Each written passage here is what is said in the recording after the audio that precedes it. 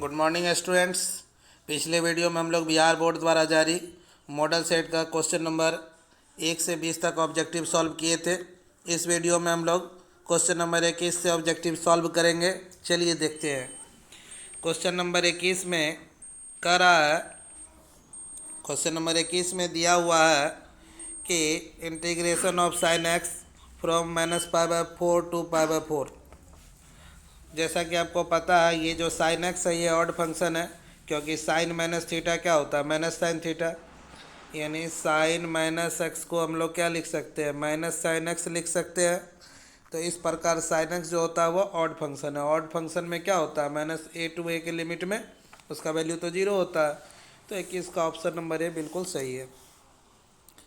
चलिए objective number 22 में चलते हैं। सिमिलरली ऑब्जेक्टिव नंबर 22 भी है। टेन थीटा ऑड फंक्शन है और -a टू a के फॉर्म में लिमिट भी है, -π/6 टू π/6। तो so using property of definite integration -a to a के फॉर्म में है, तो ऑड फंक्शन का वैल्यू क्या हो जाएगा, 0। चलिए 22 का भी है, सिमिलरली प्रॉपर्टी पर ही बन गया। क्वेश्चन नंबर 23 के सॉल्यूशन में चलते हैं। 23 को थोड़ा ये करना होगा, थोड़ा सिंपलीफाई करना होगा। ऊपर में cos 2x है। cos 2x का फॉर्मूला हम लोग जानते हैं, cos स्क्वायर एक्स माइनस क्या, साइन स्क्वायर एक्स। और नीचे cos x plus sine X का होल स्क्वायर है। चलिए cos x plus sine X का होल स्क्वायर। ऊपर a square minus B square पे इसको तोड़ देंगे तो a plus B into A minus B.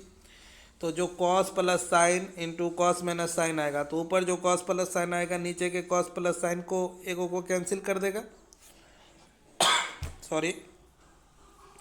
तो चलिए ऊपर में हमारे पास जो बच गया वो क्या बच गया, cos 2x का फॉर्मूला हो गया cos square X minus sign square x, जिसे हमने लिखा cos x plus sine x into cos x minus sine x. तो ऊपर में आपके पास बच गया cos x minus sine x cancel होने के बाद, और नीचे में आपको एगो cos x plus sine x बचा। आप भी जो है पेपर पेंसिल लेकर के रखिए, रफ कीजिए। अब यदि आप इसका इंटीग्रेशन करना, यदि आप जो है कॉस को पुटिंग करोगे, कॉस का डेरिवेटिव देखोगे माइनस साइन आता है, साइन एक्स का डेरिवेटिव में कॉस एक्स आता है। नीचे वाले को पुट करने पर एग्जैक्ट ऊपर वाला आ रहा है, यानी इसका इंटीग्रेशन हो जाएगा लॉग मोड डिनोमिनेटर जो नीचे लिखा हुआ है। तो log mod cos x plus sine x plus C. तो देख लेते हैं ये विकल्प में कहाँ है। तो ये आप देखोगे ऑप्शन नंबर बी में है, log mod sine x plus cos x plus C. यहाँ पर के का प्रयोग किया गया है, जो कि किया जा सकता है। चलिए 24 नंबर में चलते हैं। ऑब्जेक्टिव नंबर 24 में A x square plus B x plus C का इंटीग्रेशन करना है। तो ए तो कांस्टेंट है, एक्स स्क्वायर का इंटीग्रेशन क्या हो जाएगा, एक्स स्क्वायर का इंटीग्रेशन x³/3। फिर बी कांस्टेंट है, तो देखो आप बी कांस्टेंट हो गया, एक्स का इंटीग्रेशन x²/2 पावर में एक जोड़ दिए। सी का इंटीग्रेशन क्या हो जाएगा, सी एक्स के रिस्पेक्ट में। अब प्लस में कांस्टेंट देना है तो प्लस में के हो गया। तो इसका ऑप्शन नंबर बी बिल्कुल करेक्ट ऑप्शन है। तो चलिए 24 का जो हो गया वो क्या हो गया, 24 का ऑप्शन नंबर बी बिल्कुल सही है। चलते हैं 25 नंबर ऑब्जेक्टिव में।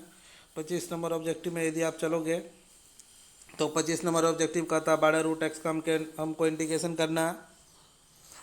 12 तो कांस्टेंट है, चलिए ठीक है। √x का अर्थ हो गया x का पावर 1/2। इंटीग्रेशन करोगे पावर में एक जोड़ोगे तो x का पावर 3/2। 3/2 से डिवाइड होगा तो ये ऊपर जाएगा तो 2/3 बनाएगा। 3 × 4 12, 4 × 2 क्या हो जाएगा, 8। तो इसका आंसर हो जाएगा क्या, 8 इंटू